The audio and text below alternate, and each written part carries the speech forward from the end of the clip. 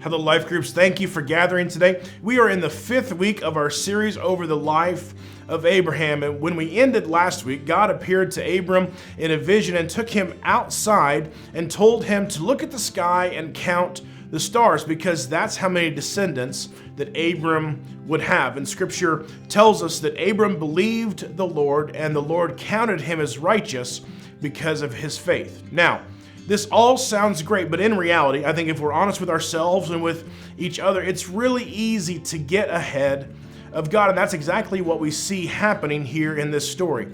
We read that Abram's wife Sarai was unable to have children, and so instead of waiting on God's promise to be fulfilled, Sarai decided that it would be best for Abram to sleep with one of her servants, and what happens next sounds more like a soap opera than it does real life.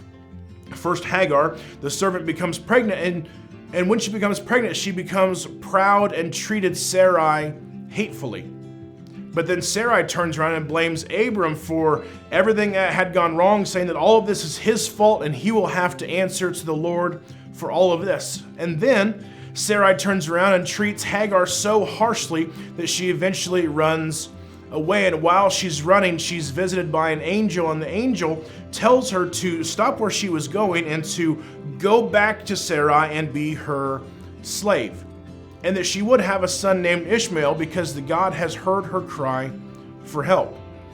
From that moment on, Hagar called God the God who sees me. So Hagar returns and Ishmael is born, and Abram is around 86 years old. And years later, when Abram is around 99, the Lord appeared to him again and once again clarifies his promise. And as a sign of all of this, God changes Abram's name to Abraham, the father of many nations, and he also changes Sarai's name to Sarah.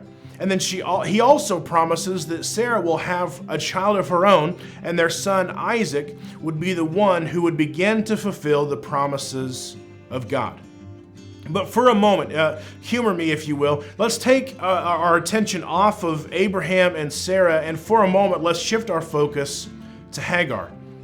First, she's asked to be a surrogate for Sarah. And now she's pregnant and she acts out and she's mistreated and eventually runs away. But God hears her cry for help. And at the end of this conversation with the angel, she doesn't focus on all of the bad that has happened. She doesn't focus on going back to Sarah and being a servant, but instead she feels the love of God. In the middle of a literal and proverbial desert, she feels seen.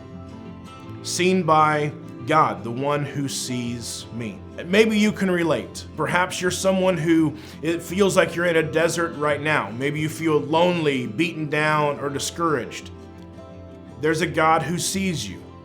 And not only does he see you, but he cares for you and he will see you through. Or maybe you relate more with Abraham and you've gotten ahead of God. Maybe you've done things your way. You've made a decision or a series of decisions that haven't included God. And even though you can't go back and fix the past, you can be forgiven. You are seen, you are valued, you are loved. And lastly, maybe you're one of the few people that you don't have messes to clean up from the past. Chances are you know someone who does. This is your opportunity to walk with them through the mess, to meet them where they are, give them the encouragement that we all need, and to see them, and to make sure that they know that there's a God who sees them as well. Enjoy your discussion today.